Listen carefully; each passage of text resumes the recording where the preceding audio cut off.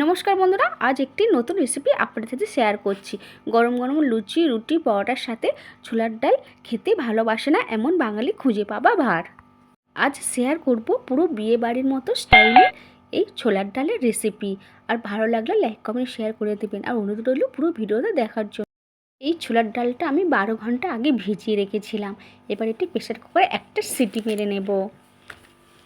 যখন আমি একটা সিটি মেরে নিয়েছি, এই যে ফেনাটা দেখছেন, এই গ্যাজাটা আমি ফেলে দেব।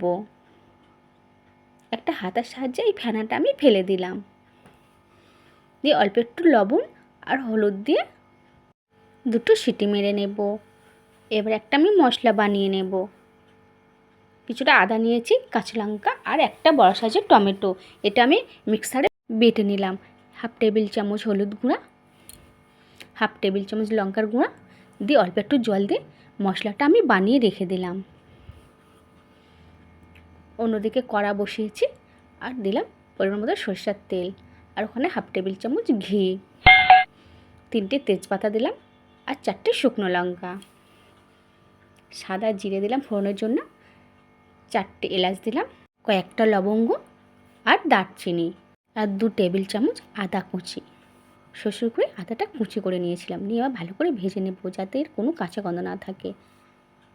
এই মশলা যখন ভাজা হয়ে আসবে, এখানে আমি কটা কারি পাতা দিলাম। কারি পাতাটা দিয়েও ভালো করে ভেজে নিলাম। যে মশলাটা বানিয়ে রেখেছিলাম ওই ফোড়নের মধ্যে দিয়ে এবার ভালো করে নাড়াচাড়া করে নেব, যাতে আদা টমেটোর কোনো কাঁচা গন্ধ না থাকে। এবার দিলাম পরিমাণ মতো লবণ। লবণটা দিয়েও ভালো করে কষিয়ে নেব যতক্ষণ না মশলা গায়ে থেকে তেল ছাড়ছে। জিরের গুঁড়া আর গরম মশলার গুঁড়া, এই গরম মশলাটা আমি ঘরে বানিয়েছিলাম। দিয়ে ভালো করে কষিয়ে নিতে হবে।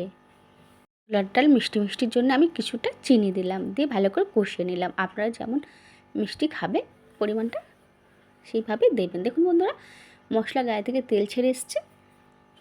এইভাবে ভালো করে কষিয়ে নিতে হবে। মশলা যত কষাবেন তরকারির স্বাদ ততটাই বাড়বেন।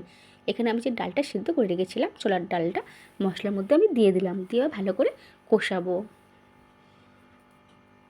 অল্প একটু জল দিয়েছি, দিয়ে ভালো করে কষিয়ে নিতে হবে।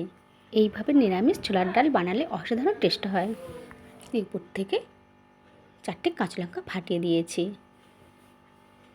আপনারা যেমন ঝাল খাবেন ঝালের পরিমাণটা কমিয়ে বাড়িয়ে দেবেন। এভাবে ছোলার ডালটা আমি কিছুক্ষণ ফুটিয়ে নিলাম। আমি এই ছোলার ডালের গ্রেভিটা একটু পাতলা রাখবো। যখন এই ছোলার ডালটা নামিয়ে রাখবো, কিছুক্ষণ পর দেখবেন এই গ্রেভিটা বসে পুরো গাঢ় হয়ে যাবে। দেখুন বন্ধুরা, আমি এরকম গ্রেভি রাখবো, বেশি গ্রেভি কমাবো না। যখন ছোলাটা ঠান্ডা হয়ে যাবে, গ্রেভিটা বসে ছোলাটা গাঢ় হয়ে যাবে। এখানে আমি দিয়েছি 1 টেবিল চামচ ঘি আর হাফ টেবিল চামচ গরম মশলার গুঁড়া। এই গরম মশলাটা কিন্তু আমি ঘরে বানিয়েছিলাম। দিয়ে ভালো করে নাড়াচাড়া করে নিয়েছি। আমার এই রেসিপি আপনাদের যদি ভালো লেগে থাকে তাহলে লাইক কমেন্ট শেয়ার করে দেবেন। আর যেসব বন্ধুরা নতুন দেখছেন আমার চ্যানেলকে সাবস্ক্রাইব করেন, তাদের অনুরোধ রইল আমার চ্যানেল সাবস্ক্রাইব করে দেবার।